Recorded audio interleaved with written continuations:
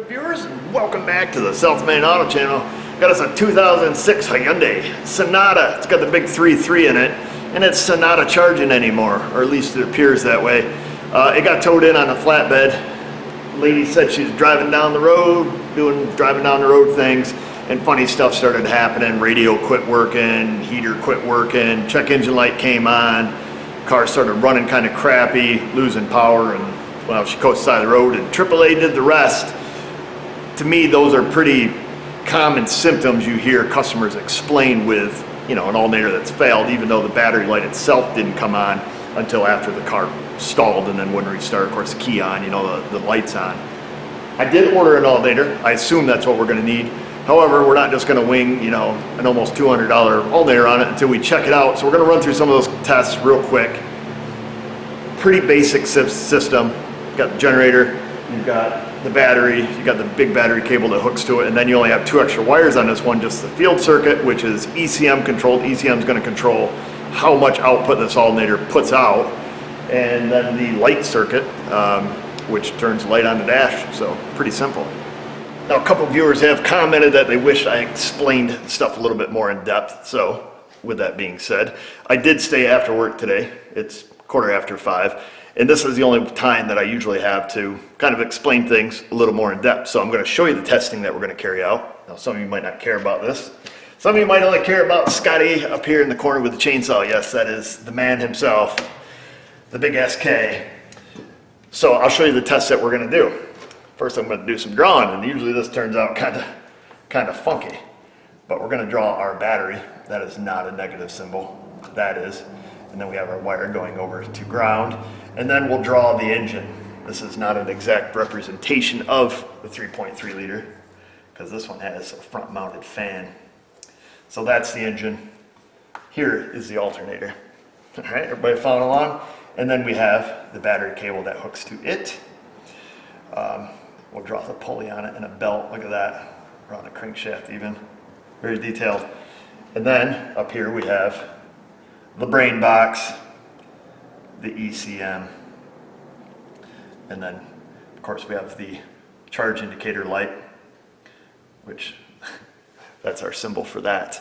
So we have our big battery cable going to the alternator, to battery plus, and then we have from the ECM going to the alternator, we have our field circuit. So that's what's going to turn on our alternator, so to speak. Let me get you a little closer here so you can enjoy the artwork. And then we have the L circuit. It doesn't go directly to the bulb in this car, but that's a close enough representation. We really don't care about that circuit in this case. So the tests we're going to make is we're going to start the car. We're going to stick our meter right at the battery, see if it's charging. I think we found it, or we'll find in this case that it does as long as there's no load on it.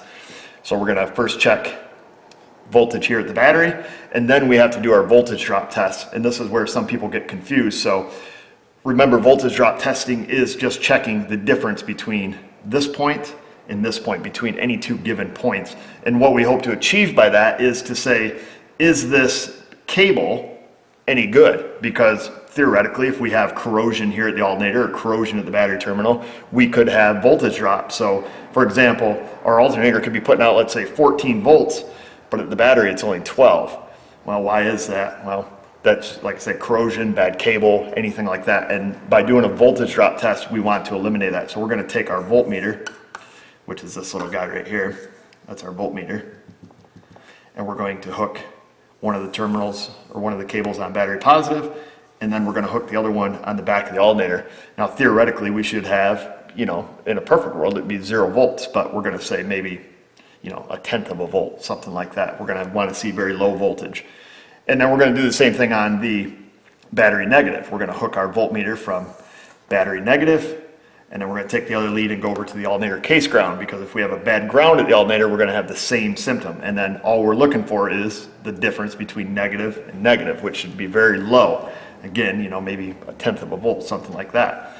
If those 2 checks test out good, then we take our, we're going to use our U-scope. So here's our drawing of our U-scope. And then we're going to go from battery negative, and then we're going to check to make sure this field wire is working. So we'll just probe right into this field wire. And what we expect to see there is a duty cycle control. So key on, engine off, I'm expecting it to be, let's say 12 volts. And then the ECM is going to pull that signal to ground to, turn on the alternator. So we're going to see, this square wave, 0 to 12 volts. The compressor every time. And to go full field, like, the alternator is saying, give it full beans, we would expect that line to just be at 0 volts, pulled all the way to ground. And that's all we want to make sure, is that the ECM has control of the alternator. We don't have any voltage drop on the positive side. We don't have any voltage drop on the negative side. And if that's the case, well, Robert's your dad's brother, or Bob's your uncle, and we can make the call on the alternator. It looks extravagant. It's not. These tests would take you 5 minutes at the most. So now that you know what we're doing, let's get her done. So I'll try to show you the best I can. What was I going to tell you? I totally forget. I'm not going to be able to get the camera down there because I'm going to have to give it the old classic reach around to get down there. But we can see our battery is nearly fully charged. 12.62, 12.66 is going to be fully charged. Had a guy flip out on one video I did because I was doing something with the battery at 12.18 volts. Lost his mind in the comment box. In either case, we're at 12.65. We're going to start it up, then voltage drop. Negative to alternator case negative, positive to alternator positive. I'm going to right now we're going to change our scale. We're going to just go down to 1 volt so we can see it in a little better detail. This meter is nothing special other than the fact it's overpriced. You can do this with a regular $15 meter from Sears and Roebuck, I guess, if they're still in business. So before I even start it, we'll just go battery positive to battery positive. Doesn't matter which lead you use.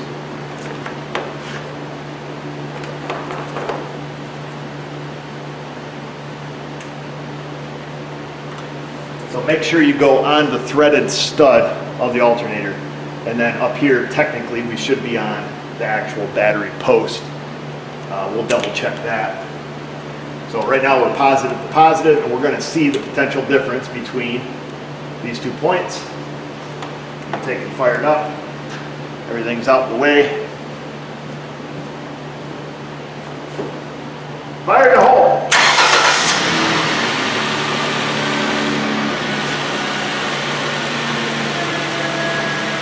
So you can see, hopefully you can see, we've got about 1/4 of a volt, or 2/10 of a volt, roughly, of voltage drop.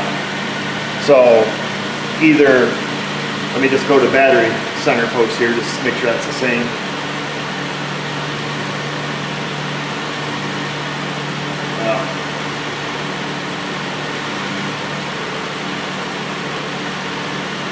Our voltage drop has changed now. Get on there. So now you can see we're about 20 millivolts. Perhaps it's not putting out as much as it was. I guess we can see what the actual charge voltage is.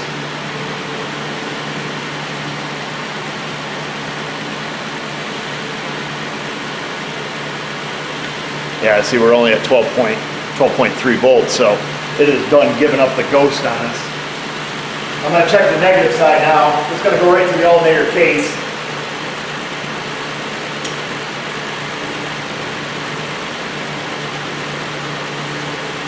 I get my clamp to stay on there. Dang it all the heck.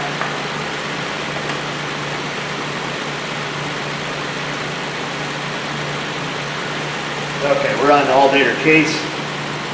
I'm going to drop back to a more detailed view here, and we're about 20 millivolts there. Not a huge deal, and it just popped off. Next, so we know with the circuit loaded as best as it can be currently that our voltage drop is well within reason. Now that 1/4 volt of voltage drop we had in the very beginning, somewhat concerning, but it's not the reason we're not charging. So we're going to scoot right over here. We're going to grab the little U-scope. Now I've already plugged into that field wire, so I didn't have to fiddle around with that for you guys. Not that it was overly difficult to get to, but we'll take and plug in here, and this is where we should see our alternator being commanded on. Let me, what the heck's going on here? Let's see, we want to move our position up. Because I've got my clamp hooked to the wrong wire. That's why. Hey, there we go. Now we're cooking. When you hook at the battery negative, everything works better. So we'll get this down where we can see it. We'll put this up on a 5 volt per division scale, and then we can change our time basis here, get a little more time on the screen, and we can see clearly that the ECM is commanding this on and commanding it all the way to ground. Why it's not full fielding it right now, I really don't know. Perhaps it doesn't have that ability. It can only go to, you know, a higher duty cycle. Let's see if we can pull that up on the screen. Oops. Yeah, okay, there we go. So our duty cycle is displayed up here in this corner, kind of bouncing around there. What, about 60% duty cycle. It could be a default strategy of the ECM, I'm not sure. Perhaps it could have started charging on us. Let me just check that real quick. Just to be sure. Probably could have used a 2-channel scope on this, but no, it is not. It's clearly not charging, you know, the 12.25.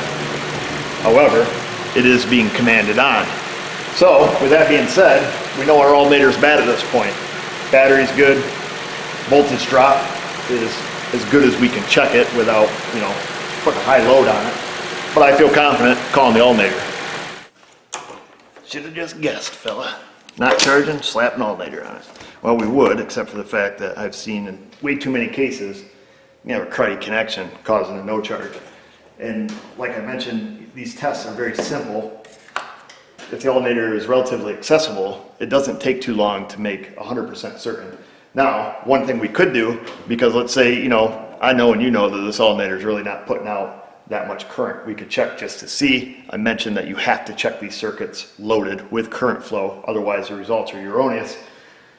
What we could do is unhook the battery cable from the alternator, and we could put our carbon pile tester on and actually put a load on it. You know, can that wire carry, you know, the 100 amps that this alternator can put out? That's another way to do it. You can do that with starter circuits too. I did a video on my Jeep where we did that. It was a no crank situation.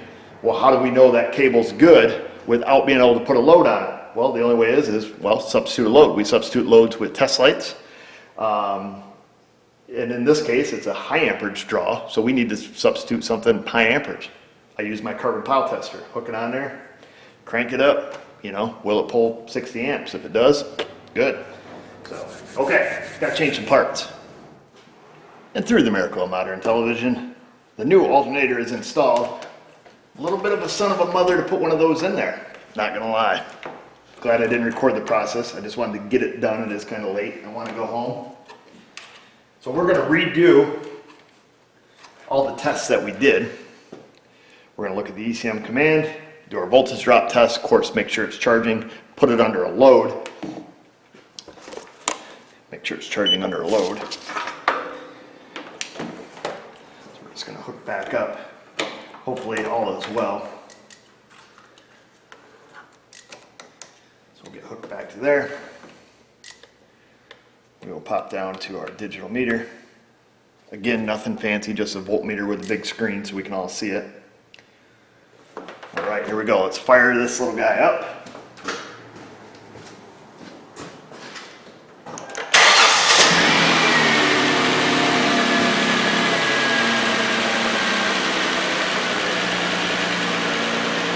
No loads, 14.18 volts. Get our scope set back up here.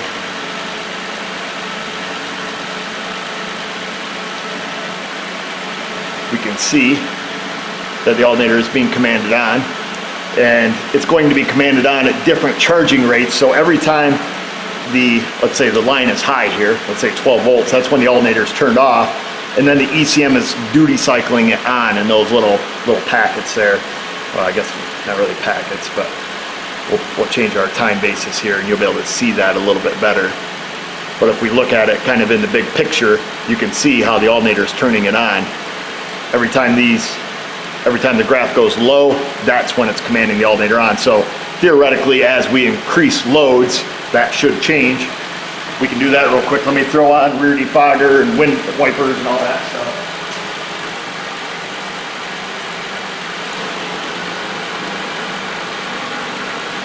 All right, so we got it under full load right now. High beams, window defogger, blower motor on high. We're charging just a smidge over 14 volts. We want to make sure that stays steady and doesn't start to drop down, back to battery voltage. And then we can see our command for the alternator has changed also. All right, so looking at that,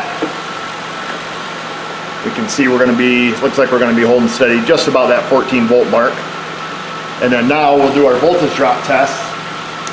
We'll just go from positive to positive first. Now that we know it's under full load. Try to do this without tangling my hand up in the fan.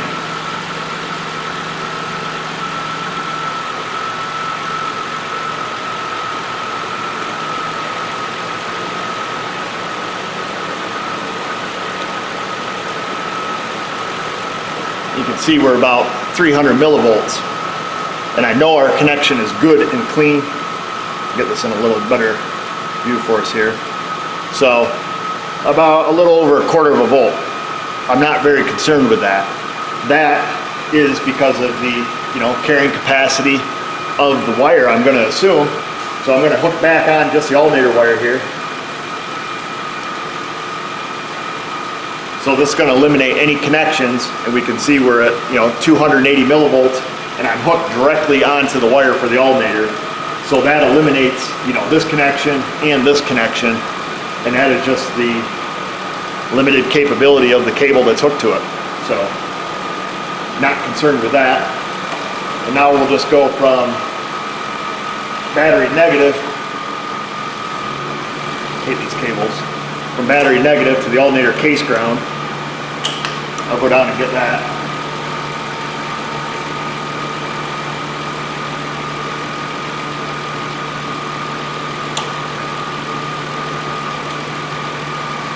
So that's on the alternator case. That is on the negative post, and we're about 68 milliamps. So that's perfect, and that's under full load also.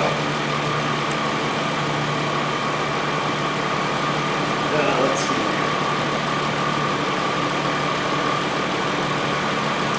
And we can see now it is at 100% duty cycle. Our field wire is pulled straight to ground. I'll zoom you in on that, and I'll go kick some loads off. Let's see here. And hence, all right.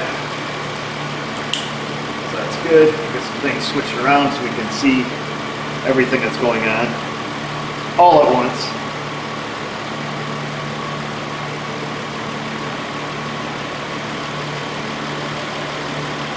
Cooling fans are on. Voltage is starting to drop. It is being commanded at full duty cycle. I want to see where this is going to go. So after several minutes, we're kind of going down like 13.2, 13.4, and this with full loads. This depends on how the cooling fan is cycling. So I'm happy with that, particularly at an idle.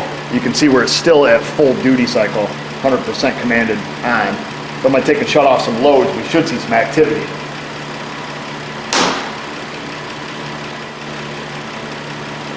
That's with everything turned back off, and you can see that came back to life. Of course, our charging voltage is going to go up a little bit. Now let's bump the idle up.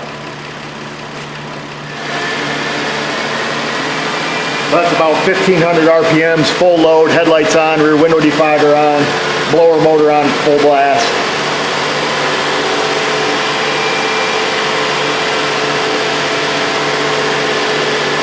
All right, well, I'm pretty happy with that.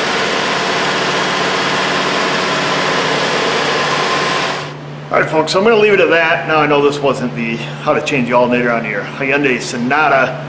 However, if you're doing it, it's a little bit of a chore. I took a shortcut.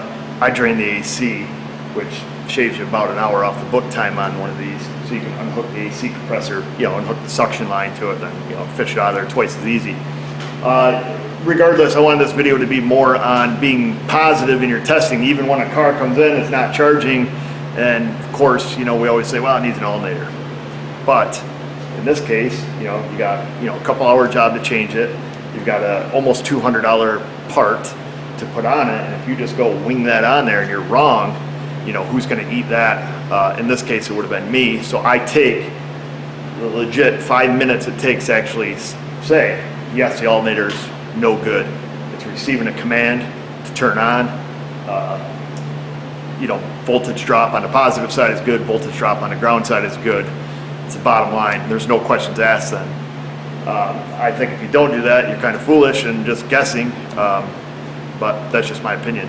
So even something as simple as, a car that's not charging, I still go through, do a couple quick checks, and that way I'm confident, because even in the case, let's say you put a reman one in, like we did in this case, we got a reman one from Napper. You put it in, now that one doesn't work, now what do you do? If you know your testing is good, you call them up, tell them the alternator's junk, they send you another one. It's as simple as that, but you gotta have some proof, you gotta have some data, and you gotta stick with the facts. If the facts say this, then, it is what it is. Other tests we could have done, like I say, we could have, load tested the battery and everything else, but I just want to kind of keep it as basic as possible. Hopefully you guys can learn a little bit from it. Not all alternators work like this. They're all very similar. When you're testing yours, make sure it's theory and operation. Perhaps it's, Ford Smart Charge, and all you got to do is, unplug it, a couple voltage drop tests, and, there you go. Several different types of systems. Know your system, know what to expect when you test it, and then do it. We're gonna leave it at that. I'm gonna get going home, eat some dinner.